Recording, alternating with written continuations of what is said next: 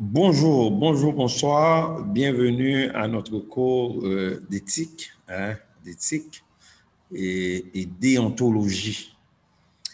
Donc là, ce que je vais faire, on va faire quelques exercices à la fin du cours, je vais tout de suite vous présenter. Ce qui est important maintenant, c'est de voir l'écran. De voir l'écran. Et là, on va commencer par vous parler de ce principe que nous appelons le principe de justice. OK? Le principe de justice. Je vais vous parler du principe de justice. La justice, sur le plan étymologique, le mot justice, c'est un terme latin, justitia, qui vient de jus, G-U-S, c'est ce qui est convenable, ce qui est correct, ce qui est digne, et de là ce qui contraint, parce que la justice contraint, la justice est contraignante. Il correspond au devoir de traiter tous et chacun justement, c'est important, chers amis, équitablement. Et c'est pour cette raison que là, ça fait appel à une notion de vertu d'équité. Ça veut dire, dans des situations, il faut toujours être équitable. Ça veut dire, on va pratiquer cette justice en étant impartial avec les autres. Donc, ce que tu donnes à quelqu'un, tu le donnes à l'autre. OK? Donc, Ramix a dit quelque chose qui est extrêmement important.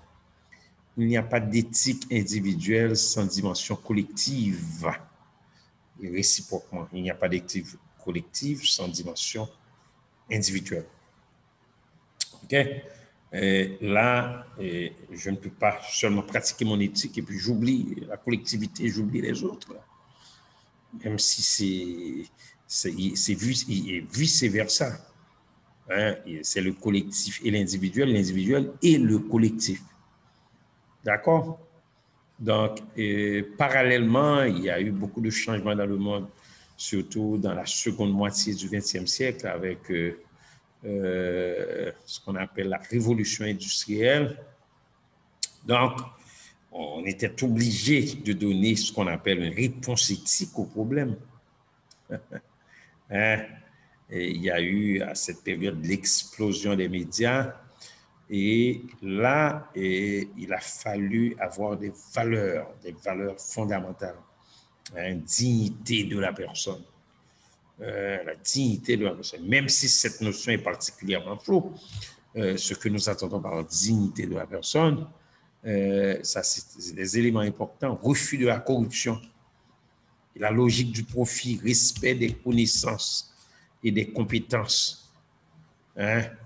Et donc c'est important, dignité de la personne, refus de la corruption, respect des connaissances et des compétences. Je ne peux pas voler les idées des autres. Pas de corruption. Et dignité de la personne.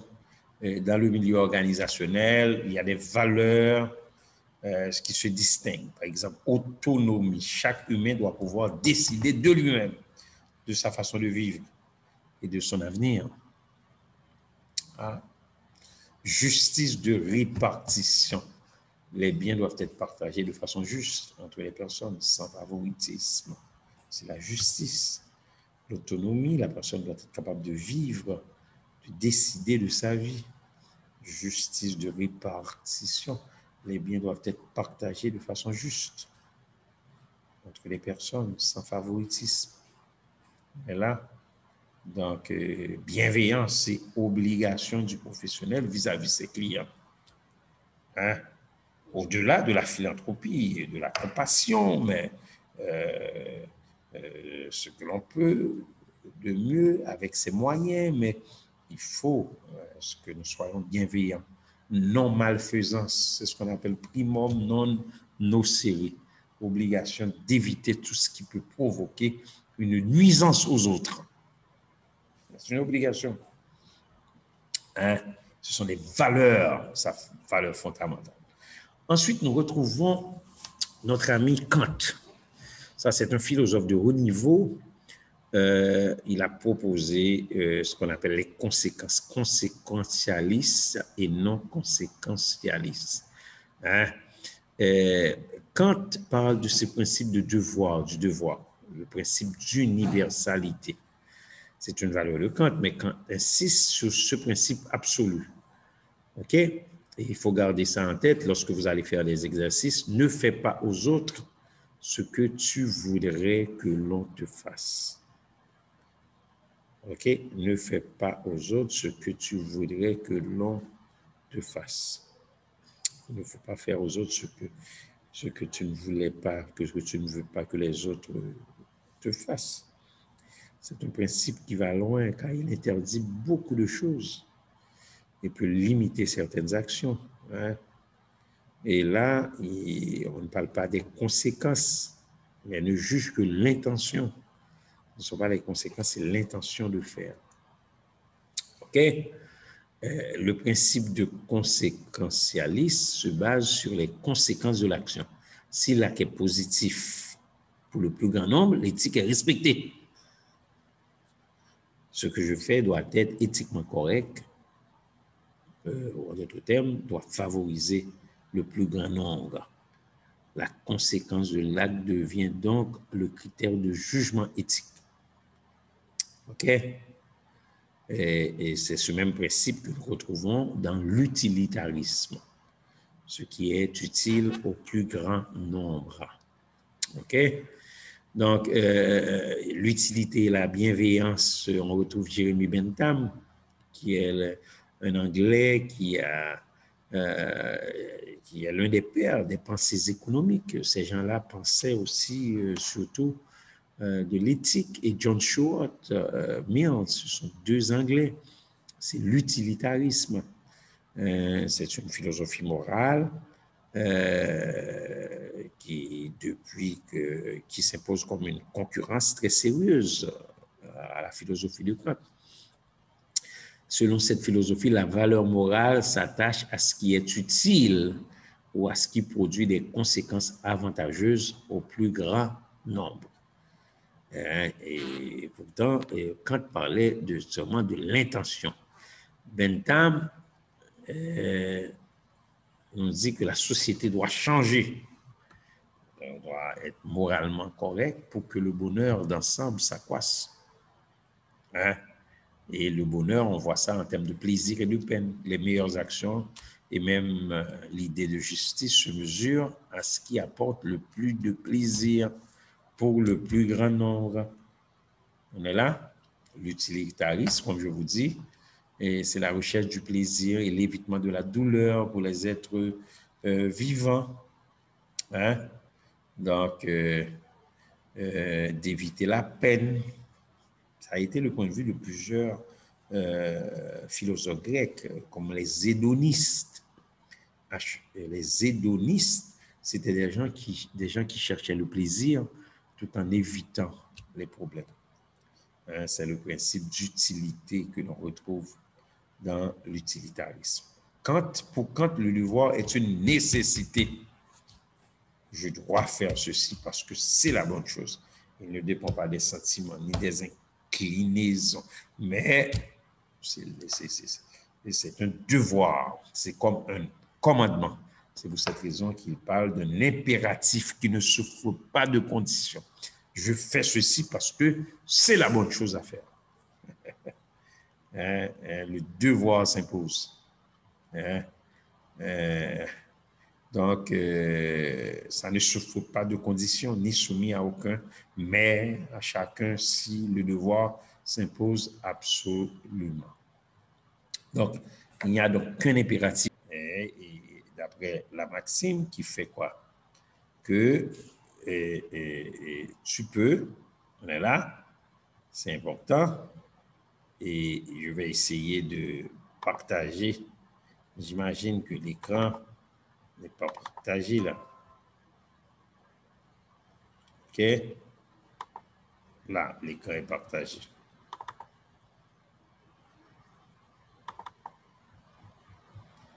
OK? Donc, que tu traites l'humanité aussi bien dans ta personne, hein, et que dans la personne de tout autre.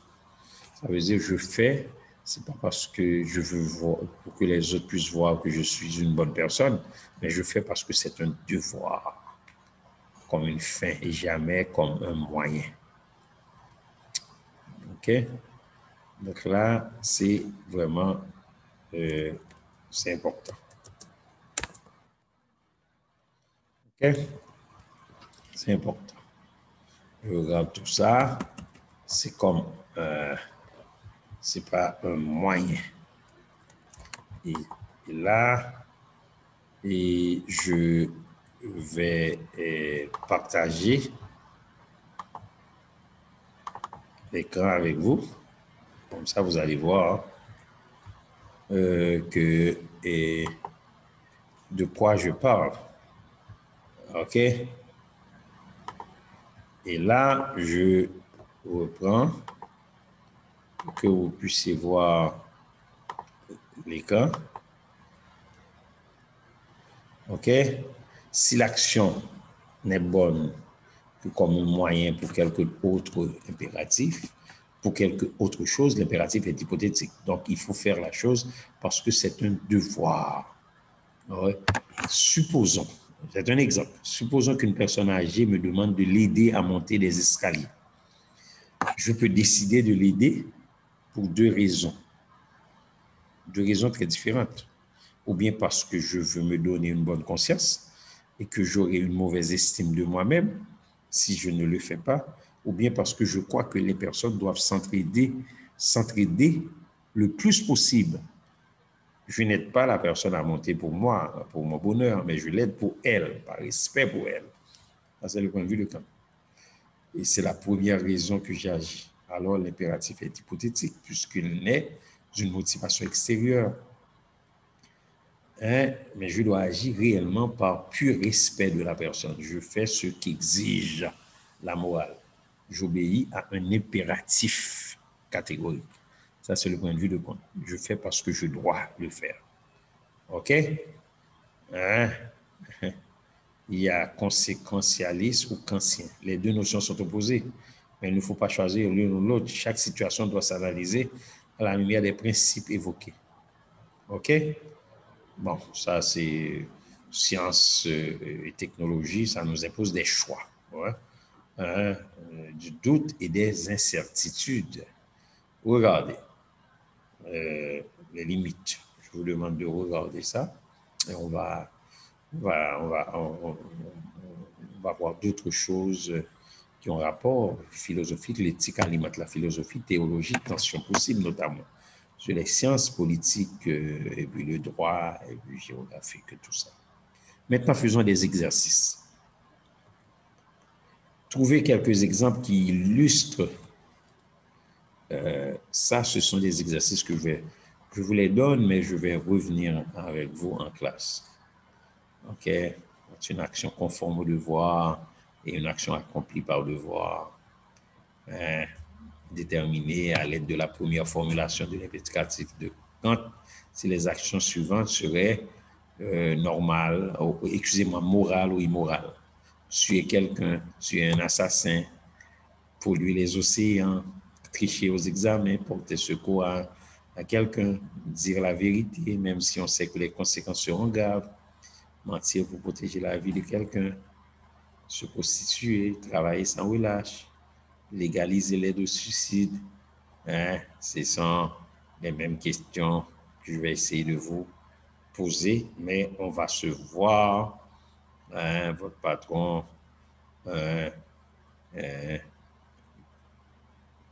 qui est à l'aise financièrement vous donne 10 dollars de trop. On vous confie de l'argent pour faire une course. Vous choisissez de garder cet argent pour vous offrir un petit plaisir. Hein? Ce sont des éléments que nous allons voir ensemble en classe. Merci beaucoup. Au revoir.